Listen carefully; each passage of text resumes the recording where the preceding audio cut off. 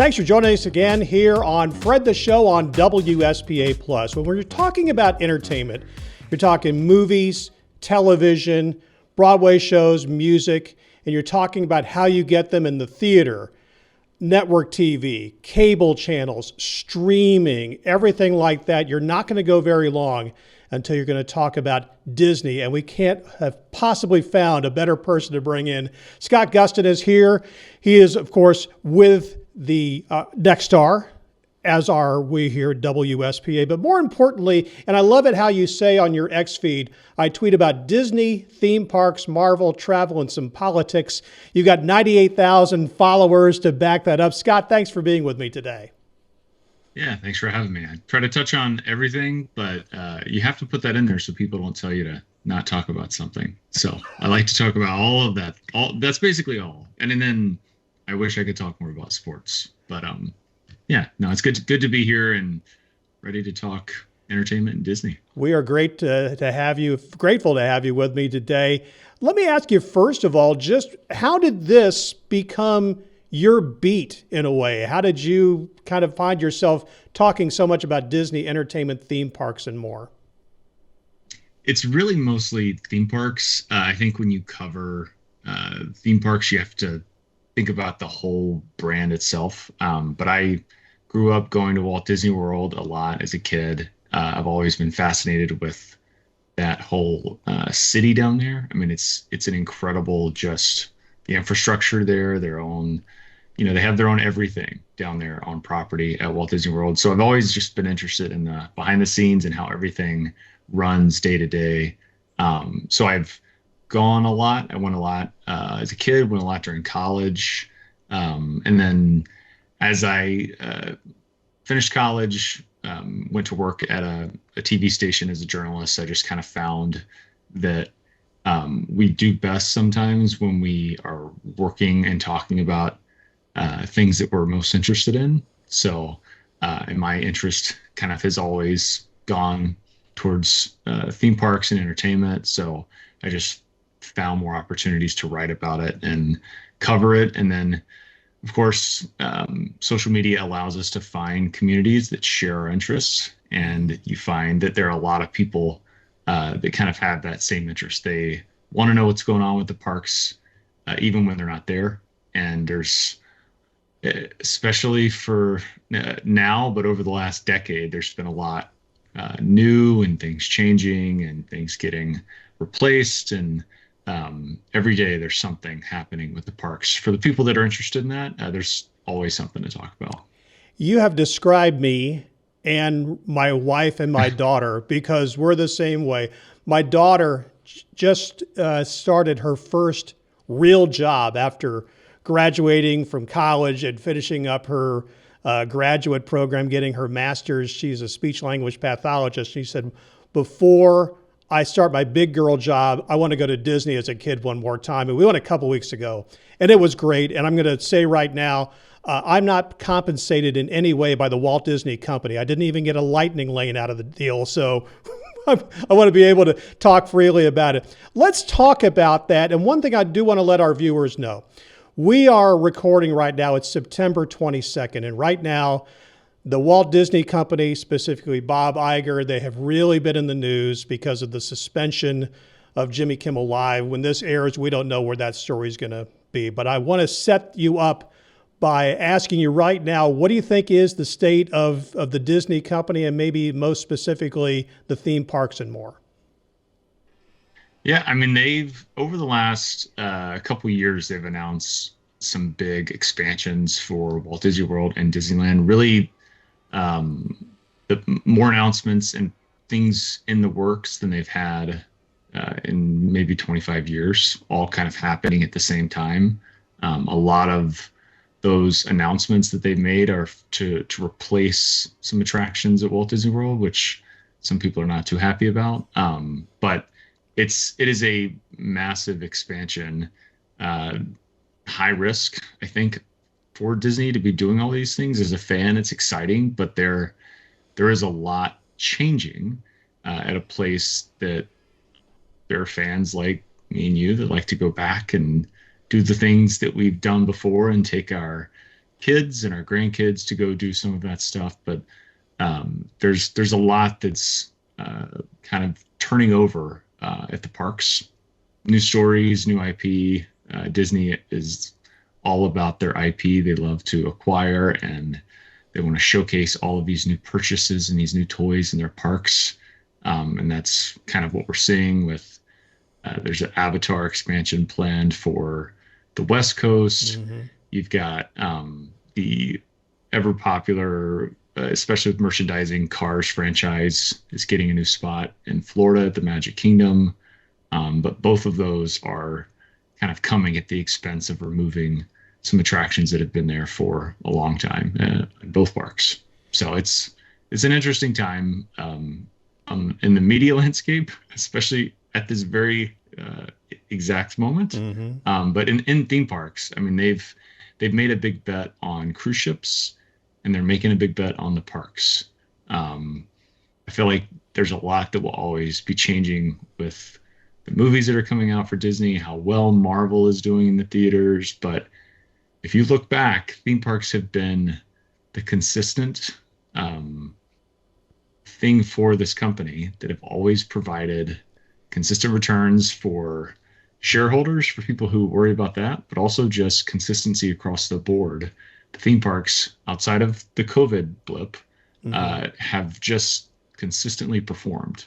And that's something that I think they've, in recent years, come to realize that it's worth doubling down on the investment and making sure that those parks are positioned to continue being the consistent performer for the company. Let me ask you, and I mentioned Bob Iger a few minutes ago. In November 2022, he returned as the CEO. They announced at the time he's going to be here for 2 years. He's going to oversee things, and then he's going to step away and help his successor come in. Okay, we're getting into the fall now of 2025. He is still there. Specifically, as far as the parks go, with Iger coming back, what are the differences? I can bring up one that I noticed when we were there a couple of weeks ago. We stayed in the same hotel. I didn't have to pay $20 for parking every day, which I believe was one of his first moves, if I'm not incorrect.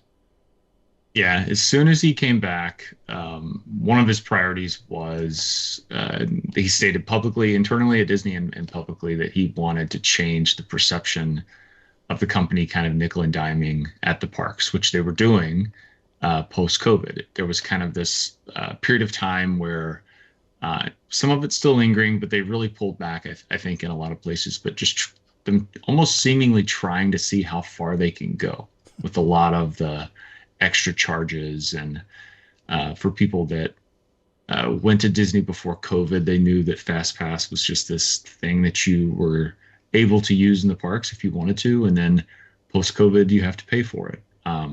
And it goes down, I could go way down the list on things that changed after COVID. And it kind of got to this buildup of that this is a lot. Mm-hmm. And I think in a lot of ways, they realized that people were not necessarily spending more money. They were just changing the way that they were spending money. And so when he came back, he kind of felt that, had heard that, I think, from people internally and externally. And he wanted to make some quick changes. And the kind of inside story on that parking change is the company was asked to come up. People at the company, when he started, they went to all the different departments and said, we need some ways to show that we're trying here. And the parking was chosen because it was the easiest to implement and they could do it overnight. It was simply just a change in the computer system to say, we don't have to charge for parking anymore. We just we don't have to do that. There is really no, especially Walt Disney World, Disneyland, where city of Anaheim or Anaheim has limited parking, and so hotels have high taxes, and there's all of the different things. Walt Disney World, it's their own world down there. The land is endless. They can build parking lots. That was really just another income stream that they had that they could just say, you know what, this will be a goodwill or a gesture to the guests. Let's just say we're not going to do this anymore. And it was one of the easiest things they could just turn off. But that was a direct result of kind of Iger's quest to at least show that they were trying. I'm going to go They ahead and did that. echo on something that you said because my wife and my daughter and I, we were just down there, and yeah, there was the fast pass and it was great. You could ride 3 a day, and if you really worked your time for 4, and then that was free. And then they came up with a genie, which was incredibly confusing. I can barely understand the lightning lane. We didn't do any of those this trip because to go in middle September, it's not empty by any long shot, but the wait times and things were manageable. I know it's a revenue source. That's never coming back, is it? I I think if you'd asked me that question a year ago, I would have said it's never coming back. I Mm-hmm. think I still would say that, but um, I would say it's more likely now than it was a year ago for them to look at a way to bring back that service. I would say it's like a 1% chance, maybe, just because it is hard to find that money somewhere else. But I kind of alluded to this earlier. They are seeing it, it, it doesn't necessarily, by charging for that, it doesn't mean that people are spending X amount more on a trip. In a lot of cases, what most families are doing now is if they have to pay for FastPass, they'll just eat cheaper for lunch or not do a sit down dinner or only do one really nice dinner on the trip. Whereas before, they would have said, if we're going to spend, X amount of money on our trip, we can put this amount of money to character meals and we can go buy the dining plan. Now, if people know that they have to buy Lightning Lane, uh, they're spending their extra money there, or they're some people are not buying as many things in the stores. There's a lot of people that share their stories online, and also people that I've talked to have kind of just said it's for my family, we're just moving money around. Like we are spending more than we used to. Ticket prices are always going up, and that's the one Mm-hmm. place that people can't move money. But when it comes to line skipping and merchandise and food, I mean, you can take your lunch into the park. You can. It always shocks me that people don't realize that you can like pack a lunch and take it into the park if you need to. They think, oh, surely, this is like going to a Carolina Panthers game. They're not going to let me Right. take a big thing of food into the. No, you can take food into the park. So families, especially those that are local, are finding ways to cut costs that way since they are having to pay to line skip. And if Disney goes way down the path on that and figures out we might actually be able to get more money from people by giving them the line skipping, and then maybe we can fill the restaurants again. We can spend more or get more revenue on these other things. I would say it's possible, but I'd still say it's a 1% Mm-hmm. chance. It Yeah. would be really hard to do. It was really interesting listening to you say that because that was part of our planning. We just decided to spend just one less day in Orlando. And we just said, we'll just kind of power through all that stuff because we stayed at a Disney resort, which was great. I'm a big fan of the Caribbean resort just because it's right there with the Skyliner, and you can go to 2 of the 4 parks incredibly easily. You don't have to get on a shuttle, which is wonderful. But we said if we spend one off day, if we get rid of that, then we can invest in doing all the other things and get kind of more bang for your buck. Yeah, there's a lot of that. People cutting their trips short by a day, and um, or doing something else. If they don't cut their trip short, doing something else with the day to keep the cost down for the tickets and the lightning lanes and all of that, especially larger families.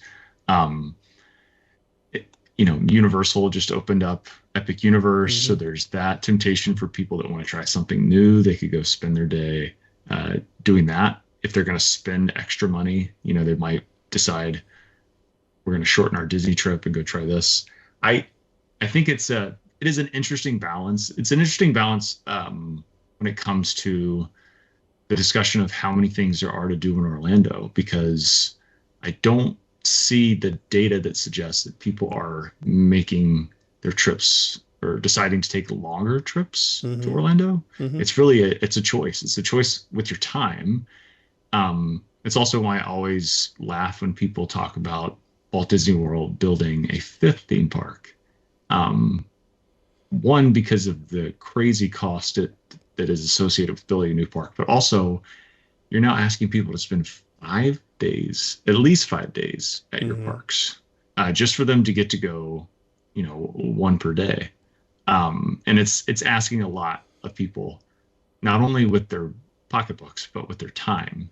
And I think a lot of people are doing what you did, and they're just deciding to, if we're going to pay for the line skipping, we're going to get more done. So we're just going to shorten our trip, Mm-hmm. and then you've spent less on that extra day for park ticket. And I'm not sure Disney's really coming out that much further ahead in when it comes to money. So Interesting. The online reaction, you mentioned this a little earlier. I want to go back to it, talking about building new things at the same time of closing other attractions. And unless they're going to not change anything, but just add to it, which can't be done, I don't think the Muppets have ever been more popular until they had the final days of Muppet Vision at Hollywood Studios. And I mean, and people really react to this. I mean, they react to it like it's their favorite football team. yeah, the Muppets, they are an interesting IP for Disney. I don't think Disney has really managed it well, but the fandom is very real, very passionate. And when that Muppet Vision 3D is a 3D show at Walt Disney World, it's been there for a long time. It's known as kind of like the last original work that Jim Henson contributed to and Mm-hmm. helped create. And there was a lot of the sadness of that closing was associated with that it really was kind of this last known or last existing piece of art that Jim had worked on. So the fans that were upset about losing it, I think were upset that it wouldn't exist anymore in the park, but also that it was just kind of getting wiped from existence. Yeah. That's reflecting on Jim's, last work not existing anymore. So there's a lot going on there.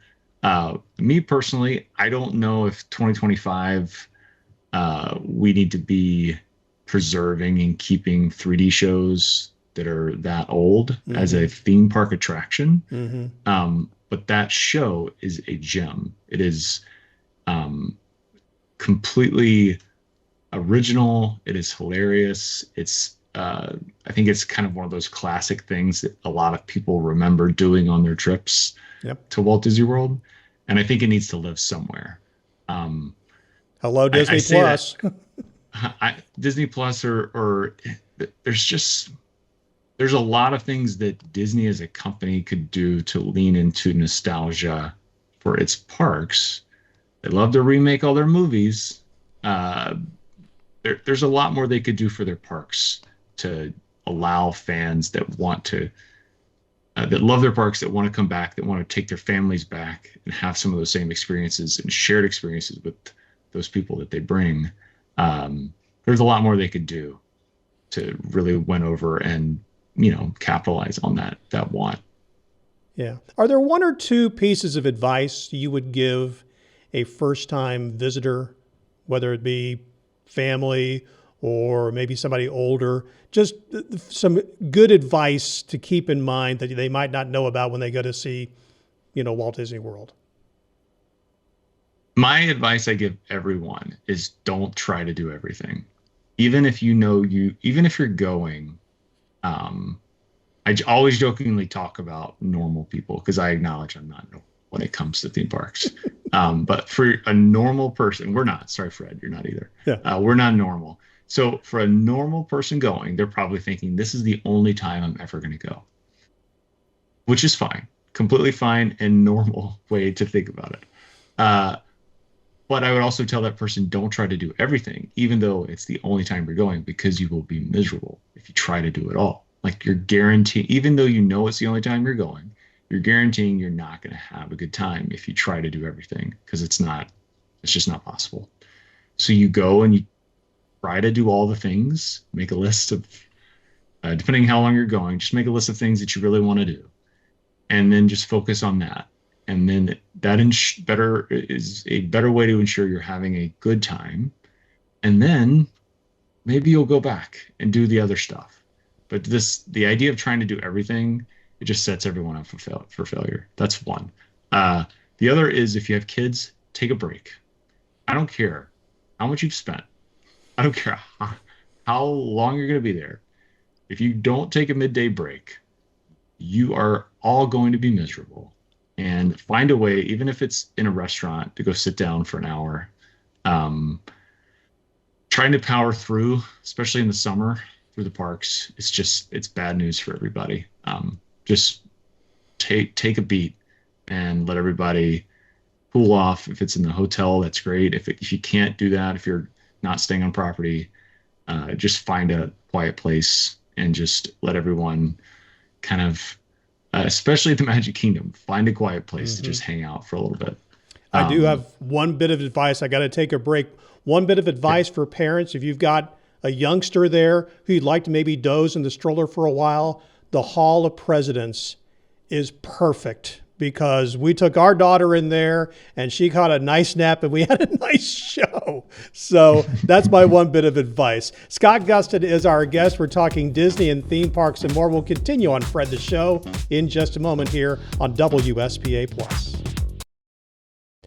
Back now with Scott Gustin talking about theme parks. I want to steer away from Disney for a moment. You brought it up earlier.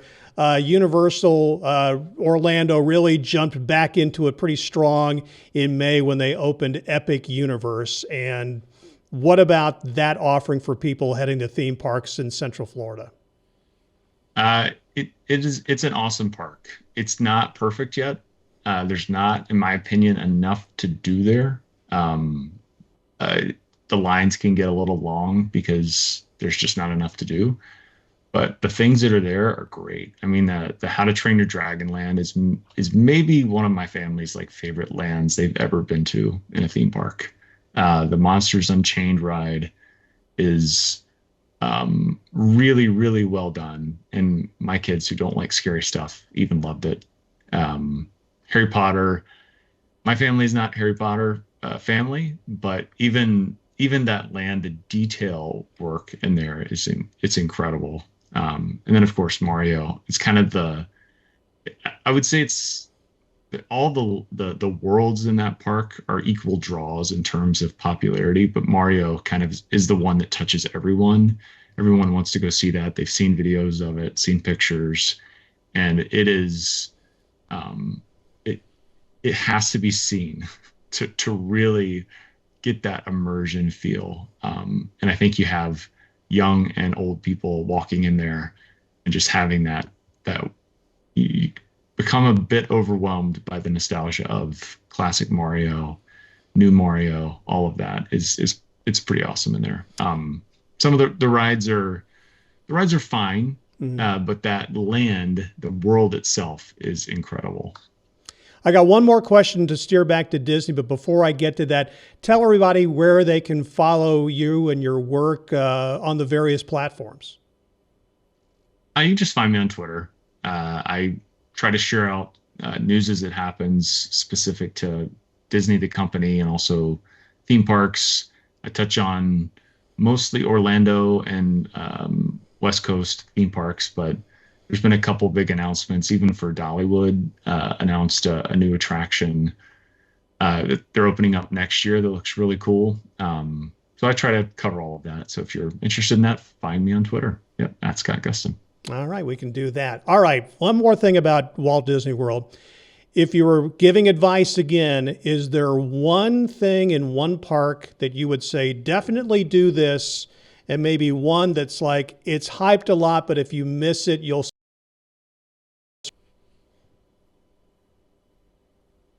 Hmm. I th- I mean, it's plenty popular, but I think there's a lot of people who uh, have shorter trips that will sometimes skip Animal Kingdom just as a park. Like they don't have time. They'll try to hit up Magic Kingdom and Hollywood Studios. Um, but But I think that the Avatar Flight of Passage ride at Animal Kingdom is um, I- the first time I wrote that as a grown adult. I don't think I've ever laughed, so much. Just at it's pretty awesome, and very unique. So I would say it's one that I tell people, try to get over to that park, even if that's all that you have time to do, because it's a pretty unique and amazing experience. So, and then, man, Yeah, I don't want you to diss overrated. on something, but Yeah, I mean, no, I don't think there's no. That's not the fairest question. Let me ask you. The last thing though is that one thing that we always end our trips there with. We go to Hollywood Studios, and we always make sure the last thing we walk out seeing is Fantasmic. yeah, that's a good show. It's really good. It's when so they have Fantasmic on both coasts. When Fantasmic at Disneyland had the full-sized dragon, that was my favorite nighttime show I've ever seen. Is Fantasmic at Disneyland. The one in Florida is really good too. But that one at Disneyland was it kind of set the bar for me Mm-hmm. for nighttime shows. But yeah, Fantasmic is great. Scott, thank Um, you so much for spending some yeah, time with us today. We've only scratched the surface. Maybe we'll have you back sometime because, again, 4 parks in Florida alone, it's hard to get to all of them. But I appreciate everything that you shared with us today. yeah. Thanks for having me. Awesome. Thanks so much. Scott Gustin, your Disney theme park insider. That's Fred the Show for this week. Join us again next time right here on WSPA Plus.